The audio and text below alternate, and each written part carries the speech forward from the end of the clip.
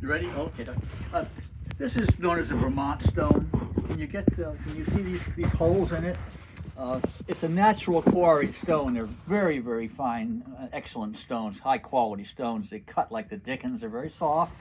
So when you use them, you have to remember all the time you're sharpening, you're also managing the shape of the stone, dressing the stone. But these little holes are where there are hunks of quartz, just rocks in there, called conglomerate, and I chip them out with a chisel, a little point here I keep here, and that's what those holes are. And this is set up on a motor, and that's a tray of water.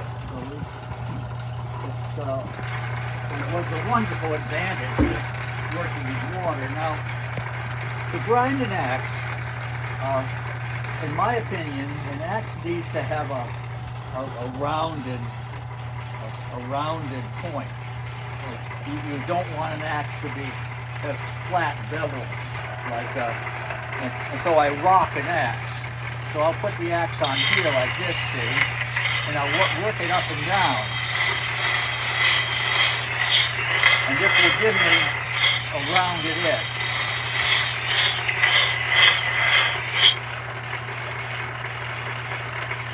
Did you see what I did with my thumb just then? What I was doing with my thumb is I was feeling for the wire edge, also known as the burr. And what happens is when it gets sharp, when it gets sharp, the edge turns over. I can see it. I can see it in the light just a little bit, and I can feel it. If you push your finger off, there's a hook. You guys know what I'm talking about, all of you? Can you feel the hook? Oh yeah. Okay. So we get the hook on one side, and we want it even, and it's pretty even. I've ground this tool before, and now we go to the other side and bring the hook back to the other side.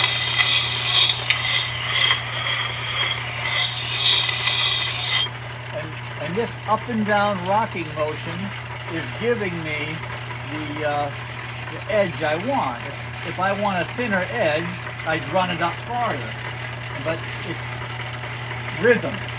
It's in the rhythm. The accuracy is in the rhythm. It's all about rhythm, and also knowing what the hell you're doing, knowing what you want to do. So you keep the door on there, or you take it off? Oh no, we'll take it off. This is step one. This is grinding. The next step is sharpening. It's a two-step process. This just came in with a student. I hate these things, but it doesn't mean I can't sharpen it. And these things are flat on one side, and you kind of want to keep them that way, and they're pretty tricky. So what I'll do with this is I'll keep it flat, and oh boy, this is going to be tricky.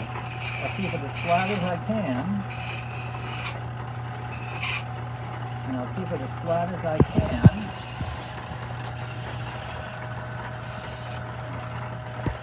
Okay, not bad. You see, in the forging, it's been curved a little bit. That's because it was made out of a flat piece of steel, and when they bented it, there's a word for that. Okay, so see me feeling for the wire edge again? Okay, because the place we want it is up here, which is a hard place to operate. But let's just, I'm keeping it flat. This is going to be a whole lot better than it was when I'm done.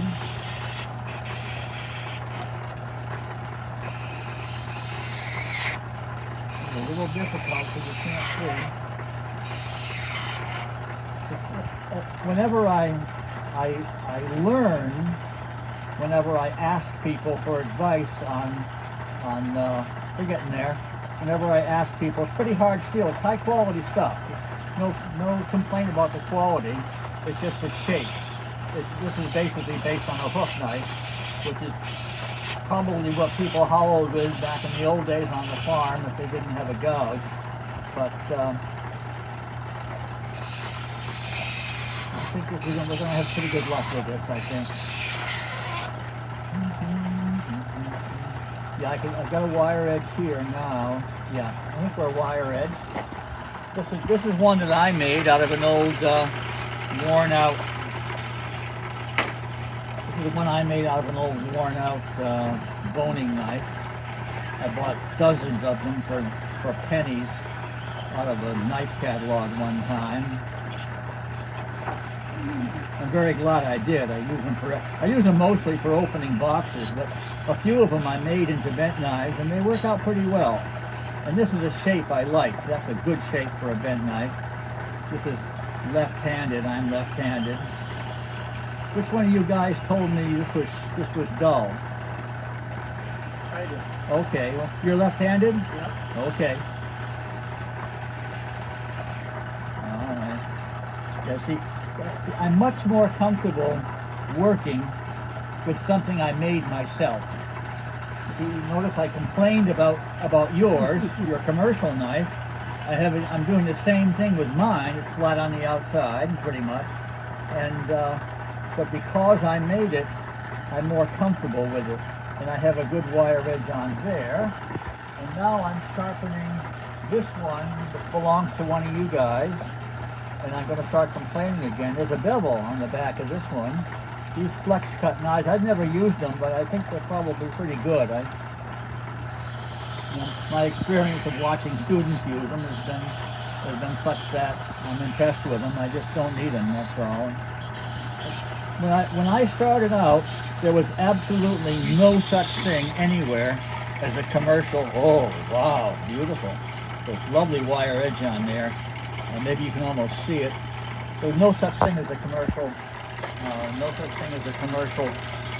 bent knife, and I had to make my own. And then they started to come out, and they were all terrible. And now there are a few good ones. So this is a regular. This is the configuration of knife that should be used for whittlers use. It's called a drop point. The back comes down, the edge is straight, the back comes down to make the point. The back drops to make a point. And that's generally speaking, most whittlers use this style of knife. I'm not sure I'm doing a good job. You're trying to keep the same bevel they gave us. There's a good wire edge. I want to bring it back. I want the wire edge even from both sides. This is a very fine stone, and it cuts quite fast, and it's a gem. It's a real gem. Yeah. Now this is a Kestrel tool. They're excellent. They're probably, in my opinion, they're the best. Although I don't know much, because as I say, I do use Kestrel tools, and I'm a little afraid that if Kestrel could see this, they would not be happy. Kestrel wants to do your sharpening for you. They don't want you doing this, and I don't blame them. This is a pretty fine tool for crude work like this to be done. It's flat on here. The handles on these Kestrel tools, they're up in the Northwest someplace. You'll find them online. And they're expensive, but they're worth it. Yeah, I got a good wire edge here. I'm not going to grind the inside. Yeah, I think you'll be happy, but Kestrel wouldn't. And I'm sure they do a better job than I. They want you to send them back to them for sharpening, and I think they probably have a good argument. Yeah, beautiful. Okay, we're all set.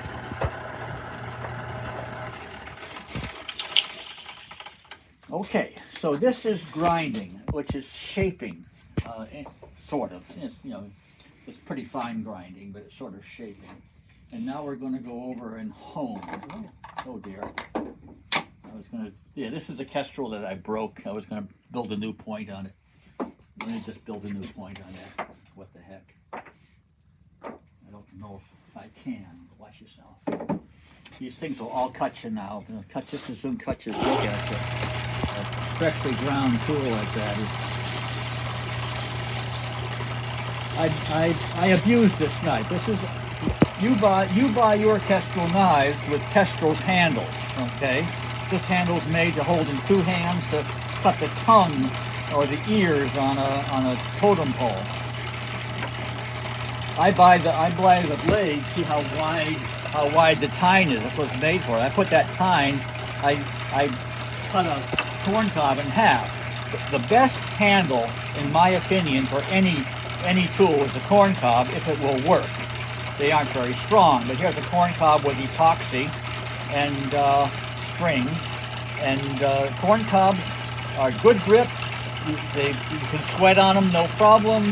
They wear in fast. Everything about a corn cob is right except the strength. And I've strengthened the corn cob in my way, and that's a wonderful handle. It doesn't look like much, but it's a wonderful handle. And I'm going to continue this like this, and I think I don't want to round it, because round it this way.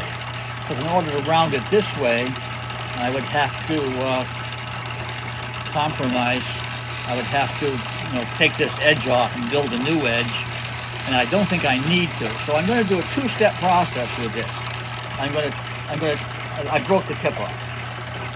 I'm using it in a way I should not have used it, and you can see the light bouncing off of that tip, which means it's not done yet. That's not all the way there yet. I'll bring it all the way, and then I'll sharpen it, and then I'll carve with it.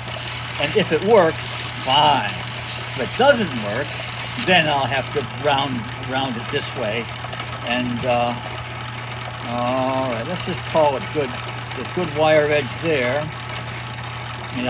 Probably this blade should. If I were to talk to Kestrel, they would say, "Throw it away, stupid," and they'd be right. So, okay, guys, help me carry some of this stuff, and let's follow me. We'll head for the vise.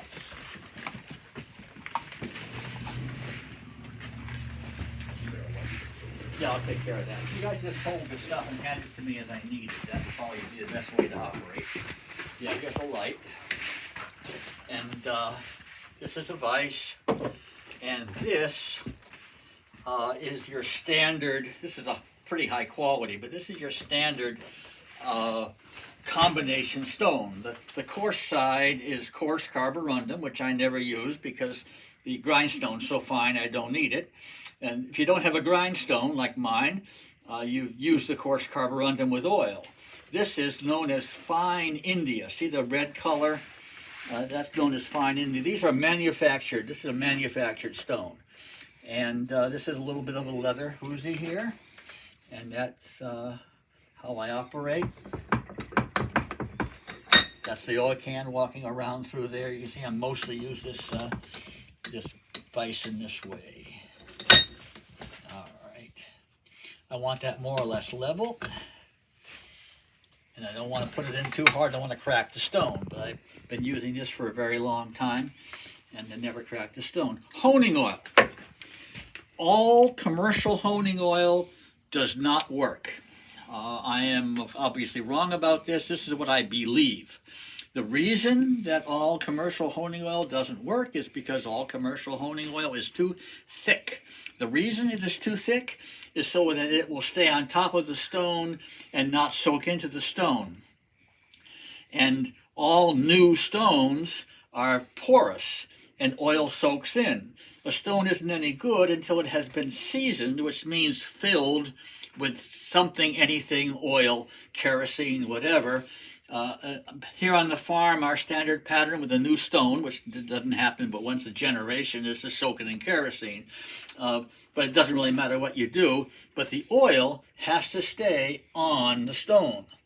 I make my own honing oil, and it is whatever came in the dirty old oil can, which is probably basically crankcase oil, an empty oil can, and the rest of it is WD-40. So that's 99% WD-40 and 1% whatever crap was in the can.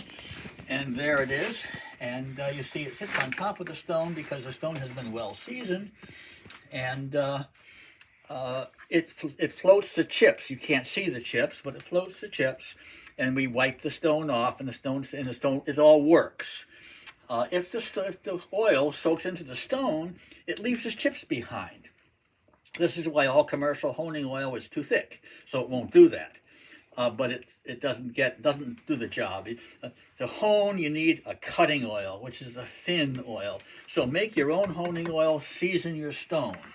Now, what I've done is this is the side, when I ground, the last side against the stone was this side. The wire edge is on this side. As a matter of fact, let me just show you the wire edge. I can show you the wire edge now. I don't think I've taken it off yet. No. Watch this very closely. And you'll see the drop of oil will hit the wire edge like a dam and spread out. See how that oil hits like a dam and spreads out? Okay. That's the wire edge. The metal is actually folded up microscopically. So I'm going to put that wire edge down, okay, and I'm going to bring it back up on the other side. What I'm doing now is I'm manipulating my wire edge, and notice how I am still rocking the axe so that I get a rounded, you see, an axe takes a lot of pressure because you chop with it, and you need thickness, you need metal behind the edge for strength of the edge. So, and what I'm going to say a word. The word I'm going to say is push, okay? Push, push, push, push, push, push, push, push, push. Actually, what it is pull. I'm sorry. I'm pulling the axe away from the stone. Pull, pull, pull, pull, pull. I'm pulling the edge away, although I'm going roundy, roundy, but pull, pull, pull, pull, until I get that wire edge. You can see it. See, it's holding the oil there. I can feel it's beautiful. What a sweet wire edge. This technique, I'll tell you later. Okay, now I'm going to bring the wire edge up on the other side. So I'm going to say pull, pull, pull. I'm pulling it back. I'm pulling it back. I'm pulling it back. I'm pulling, pull, pull, pull, pull, pull, pull, pull, pull, until that wire edge, I haven't got it yet. It's still down here. I need to, because of the feel, I know I need to raise the head more. See, I need to pick it up more. So I pick the head up, and I'm going to actually rock it up there. So I'm going to rock, rock, rock like this, pulling, always pulling, and there it is. Oh, it's lovely. It's a beautiful wire edge. I've got it now on both sides. I'm in control of the wire edge. Now I take it off like that. Gone. And this side, just a little bit. Boo-hoo, doo-doo-doo-doo-doo-doo. And now, oh, don't hurt yourself. That is sharp. You shave with it. You could shave with it. Okay, so that's success. Give me something else. I'll do that. That's mine. I'll do it later. Let's do Kestrel. Okay, so here's Kestrel. Now we have a problem. The wire edge is on the inside, and we can't do it with here, but we have ground the outside, so we're going to smooth it a little bit. What we're doing now, I'm keeping it absolutely flat, because that's how these geniuses at Kestrel have made their tool. And we're going to have to go to the saw table, Missy, in a minute. So I just want to, because this is finer than the grindstone, I want to refine this side here. But now we have to deal with the inside. Let's go this way. And here, I was not prepared for this, but here are my very special, sacred inside stones. I also have some ordinary inside stones that I allow you students to use. That's this junk here, see? This is a ceramic. I have lots of these. I can give you one of these to take home. That one's kind of coarse. This is fine India. That's another ceramic. I don't like ceramics, but let's check this one out. Okay, watch this. It's to die for. You're watching this? Okay. This is a fine India, and this is white, hard Arkansas. When I was apprentice in the harpsichord shop in 1967, I'll need my oil. There was a office for Norton. Norton had an office. It was a business office for, I didn't know, there was this window in this business office for Norton abrasives, and it had two things in the window, a great big giant red wheel, probably fine India, and this. And I walked into I said, how much for this? And he said, oh, this is a business office. We're just showing those in the window because it's the biggest one, the smallest one we make. And I said, I want one. And he said, I'll come back next week. I'll see if what I can do. And I came back next week, and he gave me two. And I gave one to somebody. And this is what I have left, is that. But let's start with fine India. Now the fine India, because we got a pretty big wire edge. You guys felt the wire edge, right? Mm-hmm. Okay, that's a pretty big wire edge. So we're here, and what you can do, all you can do with a bent knife is hope for the best. You see how I'm pulling? I'm taking the wire edge off. I guess I could be pushing and trying to turn it to the back. I guess I should be. I should have pushed. It's probably too late now. I'm pushing. I'm pushing. Okay, it's gone. It's gone. It's on. Oh, we're doing very well. It's on the back, and it's a really tough, nasty wire edge. So I'm going back here, and I'm going to take this wire edge off. And all I can do is do it this way because it's so flat in the bottom. Keep it flat, and I'm going to take the wire edge off, and it's not going to be easy. And I may have to compromise a bit. I'm going to have to compromise there. Okay, a little bit. See, I'm beveling just a smidgen. Yeah, the people at Kestrel would not be happy with me. Okay, so I got the wire edge off of here. The wire edge is back up here. And now I take my secret Excalibur here, my secret hard Arkansas, white hard Arkansas. You see how I'm pulling? I'm taking the wire edge off. Wire edge off, yes. You son of a... It's required. Swearing is moderately required for sharpening. Well, okay. This is very fine steel. This is very fine steel. So I'm going to move to my special. I paid a guy $10 for this stone at the flea market. Stones at the flea market cost $1, you know. This guy knew what he had. This is a black, hard Arkansas stone, but it is a little coarser than all the rest of them. It has a little more bite. Most black, hard Arkansas stones are so darn smooth that you basically can't do much with them. But this one is just a little more bite. Oh man, this is going to knock your socks off. Okay, I hardly have to test it. Okay, sharp. Take that out of my hand, and I have a number of other ones to do, but it's all the same. So thank you very much.